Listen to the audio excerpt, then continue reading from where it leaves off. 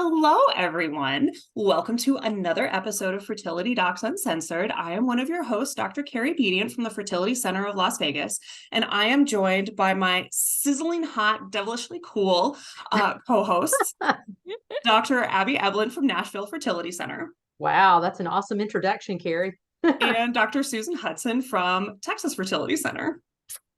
You just gave a great wave that does not translate well to audio.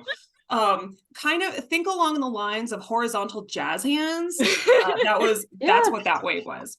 And then we are joined today by the co-founder and chief scientific officer of Path Fertility, Dr. Kristin Brogaard. Now she's a PhD, not an MD. So guys, she's way smarter than all three of us because PhDs go through way the hell more than we do in very different respects. We go through hell in one way, they go through in a very different way, but she's very ridiculously smart.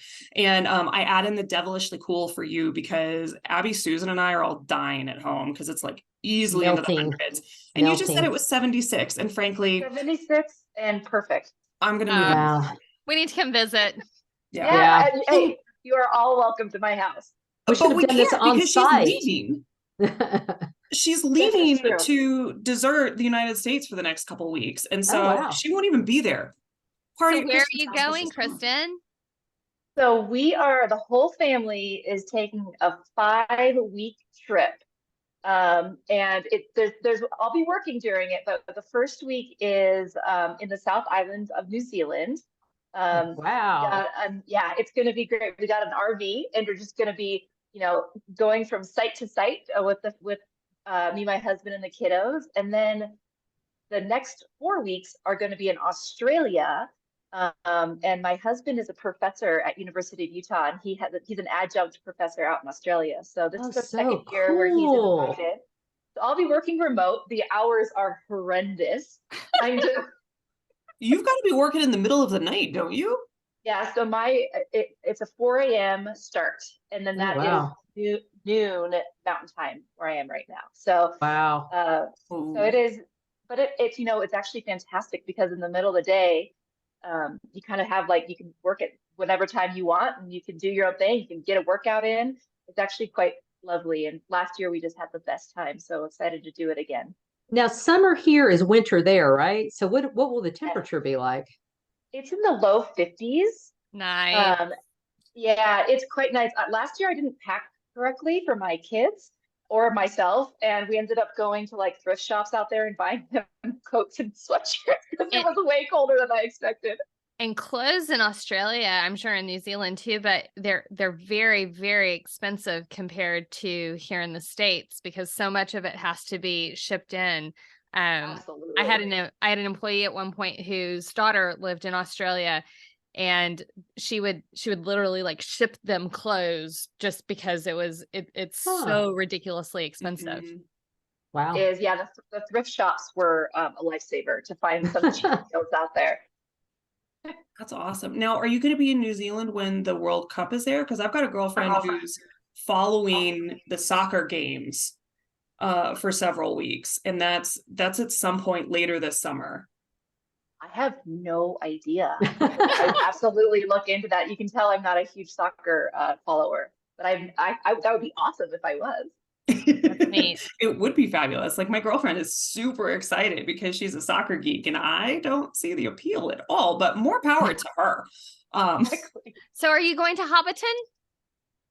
We went there last year. That was on the North Island. Okay. We went there, and it is as cool as you want it to be. I totally want to go. Yeah, it's amazing. And we took pictures in front of Bilbo's house, and we went to the Green Dragon and had a beer. It was pretty great. What do you guys think about, instead of New Braunfels for the conference on October 28th, maybe we just move it to Hobbiton? Yeah, that's a great idea. You know what? I was actually looking at some of our downloads and where certain things are. And one of our top cities is in New South Wales. Oh, wow. Yes. And I was like, we have fans down under. We should go. Clearly, we need to do this. We definitely need to. Awesome. Probably But before we need to do a question. We do need to do a question. Okay, here is our question for today. Hi, my husband and I are both 31 and have been trying to conceive for almost 2 years. All general tests, HSG, hormones, follicle ultrasounds have come back fine from the RE, except AMH was 3.87, which I would say was pretty darn normal. That's great. Yeah. I've also had my thyroid panel done since my mom has Hashimoto's and hypothyroidism, 2 failed femora and Avidral IUIs. We are unexplained. My husband's semen analysis is great. 66 million total modal, 56% motility, 36 forward, 5% morphology. However, he has a large varicocele. He had an ultrasound at age 20 to check it for cancer. We have not done DNA fragmentation tests since we pay out of pocket. Is this something we should do, or should he have surgery? He has high anxiety and doesn't want it unless we are sure it'll help us finally get a BFP. Thank you. So we may or may not have held this question until we knew that Kristin was coming. I was going to say, this leads right into what we're going to talk about, I think. So when you're on a regular conversation, when you're talking with me, Susan, or Abby, probably more me than those two, because they are far more dignified, refined, and genteel than I am. But like frequently conversations turn to vulva, vagina, uterus, those two things. Well, Kristin is on the flip side of it, because casual conversation with her is far more likely to include testicle, sperm, penis, all of those things, but only in the nicest, most respectable way. And so, Kristin, part of the reason that I introduced you as being so freaking smart is because you helped create this test that is a super useful, different test than the semen analysis, because when we're looking at sperm, we have so few tools. I mean, it's like a semen analysis or bust for the most part. Yes. There's fragmentation, but that's sort of useful, but only kind of. And so tell us about what you do and why we love it so much. Yeah, thank you so much. It's really a joy to be here. I just love all three of you. So it's fun to just talk male fertility together on a conference. This is amazing. So just like you said, Carrie, so right now, the innovation in the space of male reproductive health is really lacking. And it just is crazy when we know that 50% of infertility is due to male factors. But the majority, like women, are subjected through, a bajillion things, blood work, ultrasounds, AMH, like it just goes on and on and on. I mean, and the burden and stigma really lands on the female partner. We always assume, our patients always assume, it has to be me. It's not him. And it's like, here, do your thing in a cup. We'll do one test. See ya. Exactly. Yeah. Exactly. Like men are just asked to provide a sample in a cup and it's looked at under a microscope. Like that is the extent of the current standard of care. There are other things, but if you look at the most common testing, it's looking at semen under and counting your sperm and seeing how they move under a microscope. So we know that a lot of male infertility goes undiagnosed because the technology isn't there. It's not the guy's fault. It's just that there just needs to be more innovation in the space. Yeah. So me and my co-founder launched Path Fertility with the entire mission of raising the standard of care in male reproductive health. So bringing real technology to the space. Right now, and our first test is called the sperm quality test. We use epigenetics as our method for analyzing sperm. So, Kristin, before we go into too much, what are epigenetics? Since I can't even say the word, can you explain it so that doctors who've been spent quite a while since we have looked at this can understand it? Because assume that we know nothing. Okay, absolutely. And this is I could talk about it forever, so please stop me if I do. So epigenetics is the control of your genes that is independent from the sequence of your genes. So if you were to look at every single cell in your body, from your liver cell to your brain cell, they have the exact same DNA.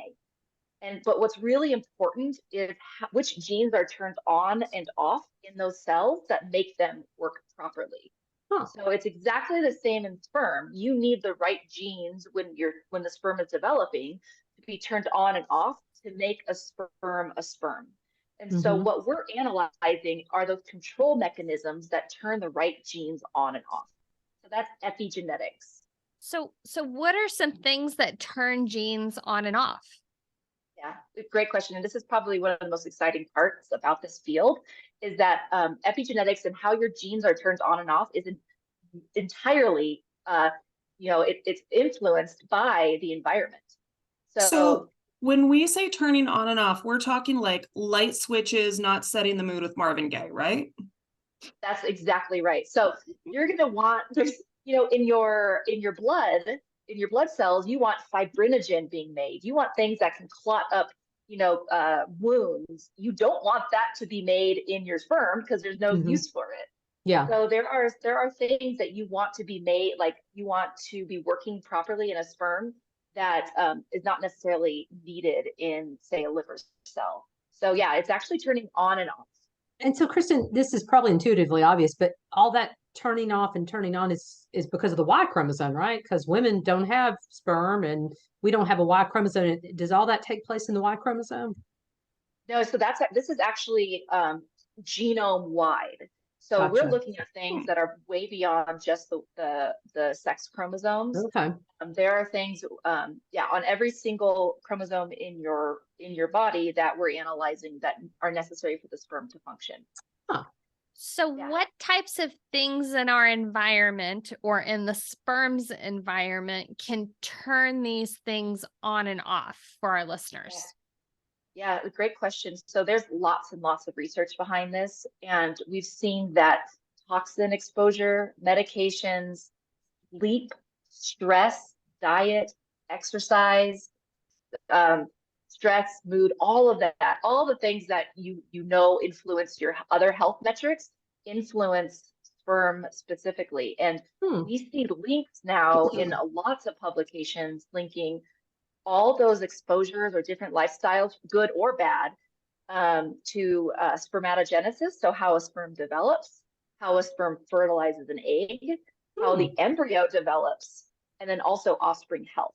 So we are now, the research in the last 15 years has really exploded understanding how these external factors can affect that entire life cycle of a sperm to offspring health.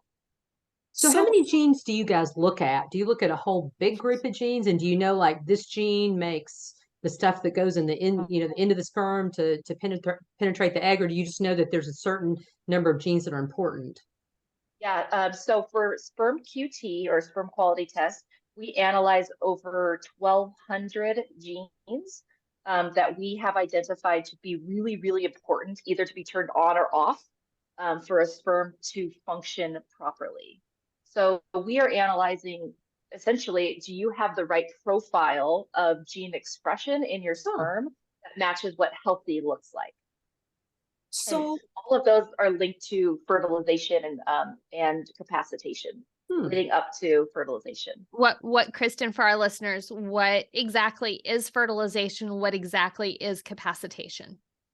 Yeah, thank you for asking that. So, and to be more specific, the genes we're looking at are really important for spermatogenesis. So proper sperm development, proper signaling for the sperm to identify where the egg is. And then all the chemical processes needed, which is capacitation necessary for fertilization, where the sperm finds the egg, it does its biochemical changes and allows for the sperm and the genetic information to enter the egg, which is fertilization. So it's essentially the roadmap that they need since they don't stop and ask for directions. Exactly. So going back to the things that people have control over, at least somewhat. You were talking about toxin exposure, which is usually drugs, alcohol, tobacco, those types of things.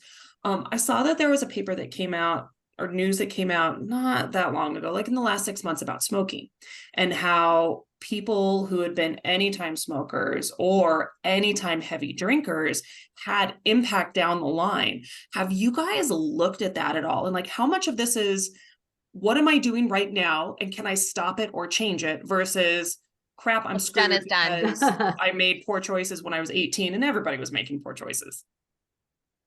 Yeah, it's a great question. And I don't think we nor the field in general have like exact answers to that. We do see changes with exposure, and we do see that there are permanent changes in some cases.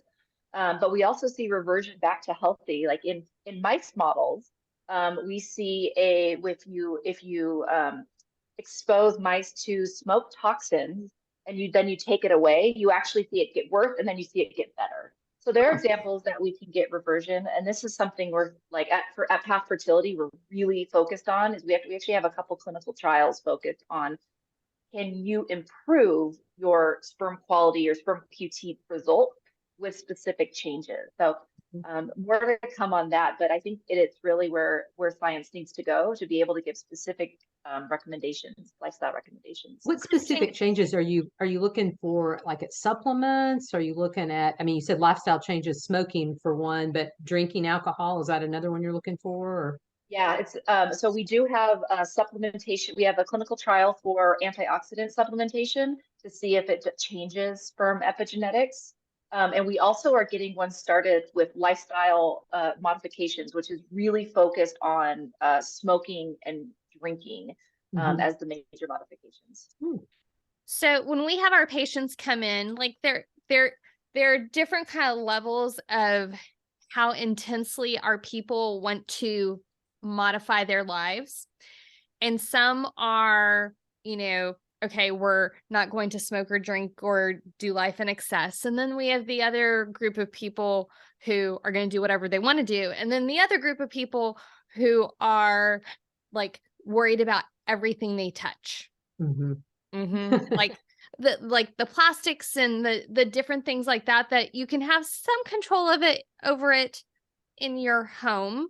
But I mean, you still have to buy things at the grocery store unless you buy everything absolutely fresh and everything like that, which is great if you have the time and energy to do that. How much do you think that potentially affects the sperm function? Yeah, that's a great question, and I can give my hypothesis on that, but we need a lot more data to get really clear answers. We do know that the big hitters, the drinking, the smoking, and potentially THC consumption, which is really new research and is just coming out from ASRM in like monkey models, that there are potential big impacts. So there's some really big hitter ones. Stress and sleep are also really big.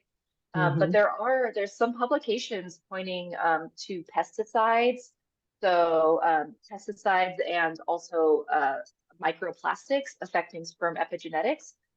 So we do know there's an influence, but magnitude, I would say, do what you can and focus on those big hitters, because it is hard to protect yourself from everything. Yeah. How does nutrition, just general nutrition, play in terms of processed foods versus not processed foods, or meat, vegetarian versus omnivore type of diet, vegan versus vegetarian versus omnivore? Have you guys looked at any of those things to see what the impact is? Yeah, we haven't specifically designed a clinical trial for diet, but there is information out there showing that Western diet consumption, which is a lot more processed foods and red meat, does have a negative impact on sperm quality. So we do have that information. There's been a couple publications about more Mediterranean and like nut consumption improving the pattern of epigenetics to make healthier sperm. So there's stuff coming out right now. This is relatively new, and people's acceptance that sperm is more complicated than we originally thought is relatively new. So I think with time, we're going to get to very specific diet recommendations. And Kristin, these changes, we always say with guys, if you're going to make a change, it's probably going to be about 3 months before we're going to see any benefit. Is that kind of what you guys are seeing with your study and people that make lifestyle changes? Yeah, it's going to be interesting with this clinical trial of antioxidant use. We actually did some different time points. We did a 1 month time point. So the 3 months is because that's how long it takes to make a whole fresh new batch of sperm for a gentleman. So if you were to have exposures, like to get a brand new set of sperm, 3 months is really the general guidelines. But we have seen that there could be quicker changes. So the sperm that are getting made in the meantime can be changing, and that could maybe shift the population average within the entire ejaculate. But yeah, rule of thumb is that definitely wait 3 months to see the full change. So kind of back to our listener question, what's your opinion? I mean, I think my general opinion on a varicocele is if it hurts, you have surgery. If it doesn't hurt, probably don't have to have surgery. But what are y'all seeing any effect from the epigenetic perspective? Yeah, this is like the test we're setting up right now is pre and post varicocele. Really interested in it. We do know that varicocele does influence, removing a varicocele influences DNA fragmentation. So there is data on that, and there is some data that it improves fertility outcomes. So having a really good male reproductive trained urologist getting insight on that would be key. But I think because it does, having varicocele does promote oxidative stress, I think there will be some influence on sperm epigenetics pre and post. But more to come on that. We have a few urologists who we're setting this up with. Can you mention a little bit about DNA fragmentation and what that is and how that's a little bit different than what you guys are doing with the SpermQT test? Yeah, absolutely. So DNA fragmentation has been around now for about 20 years. And what it looks at is chromosomal breaks. So it's looking at single and double-stranded DNA breaks that are associated, that have the most relationship with recurrent pregnancy loss. So this is not like SpermQT is looking at gene expression. This is looking at the structural integrity of the DNA inside of the sperm. So both are looking at DNA, but really analyzing two very different things. And the most recent guidelines that came out from the national societies was linking, if you have a lot of fragmentation in your sperm, that could be related to recurrent miscarriages and pregnancy loss. So for the practical matter of it all, how do you do this test? Yeah, so there is a physician order.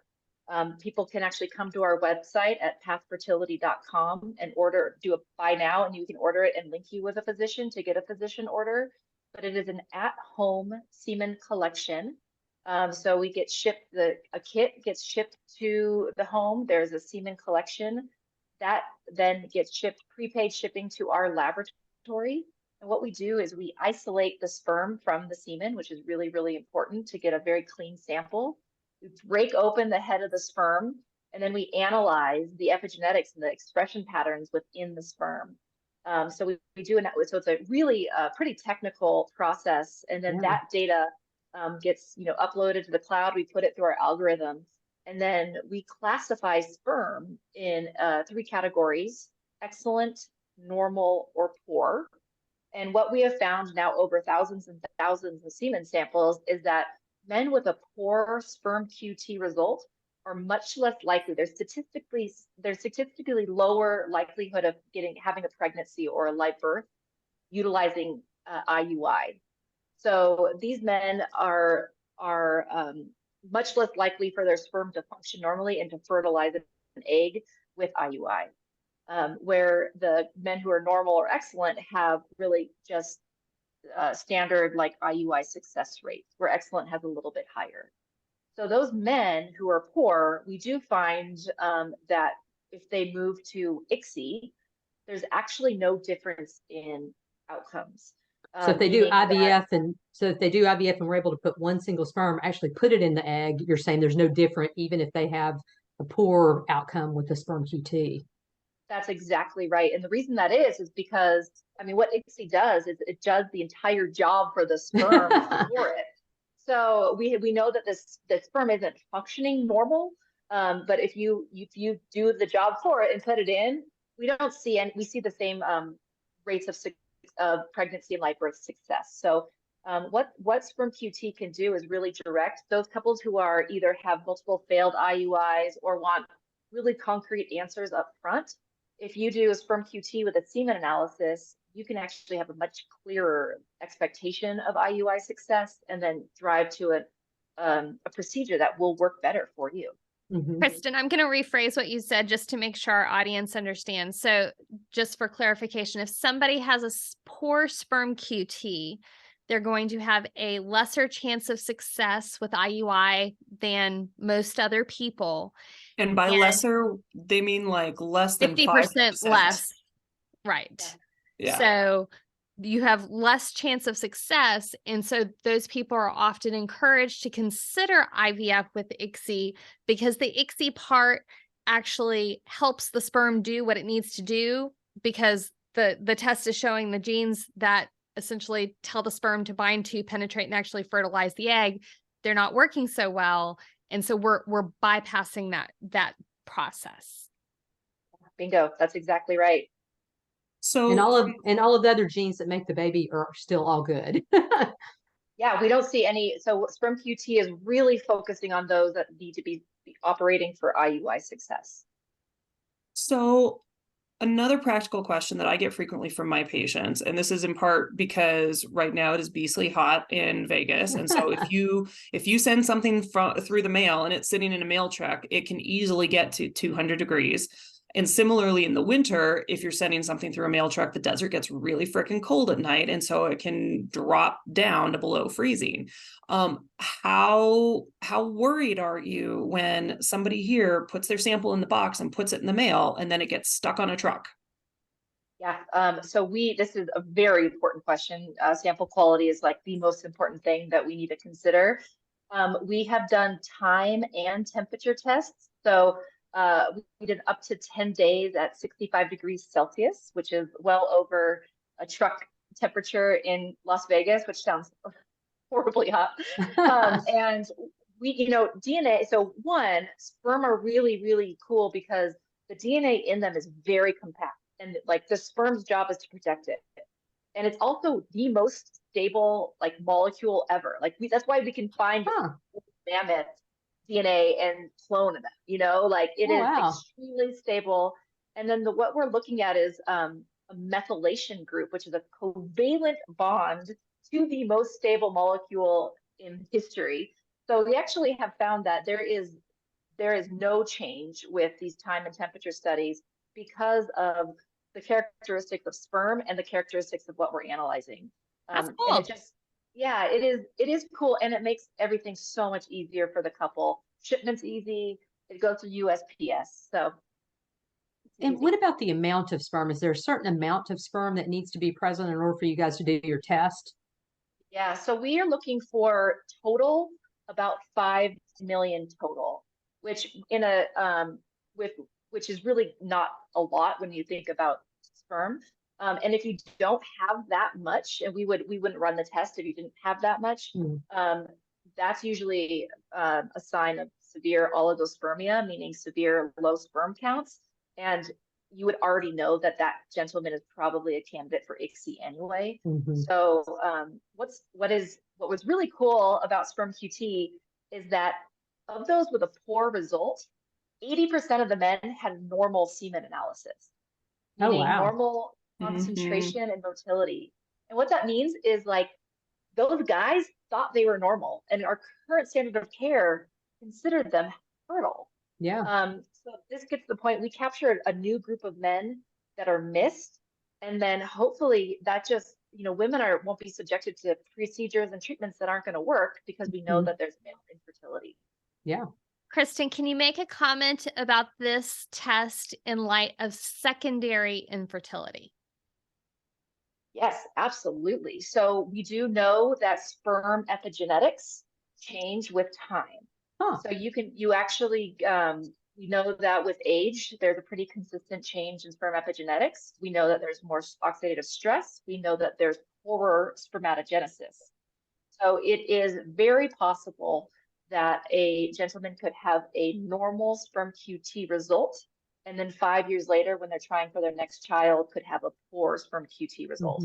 So for our listeners who, they're with a new partner, he has a couple of kids from a prior partner, he doesn't want to do any testing because there's nothing wrong with him. That's not necessarily the case. Yeah. Exactly. And because we know lifestyle affects it, I mean, if you kind of have a crappy lifestyle for the last year, Yeah. very likely that you could be impacting your sperm epigenetics. Yeah. So I have a patient who we have done a couple of cycles of IVF on before, and they get embryos, but they miscarry. And so we're now diving deep. Well, in between the time that they did their first cycles and their second one, SpermQT came out. And so we sent the initial test, got poor results, no surprise. We already knew there was kind of an issue with sperm.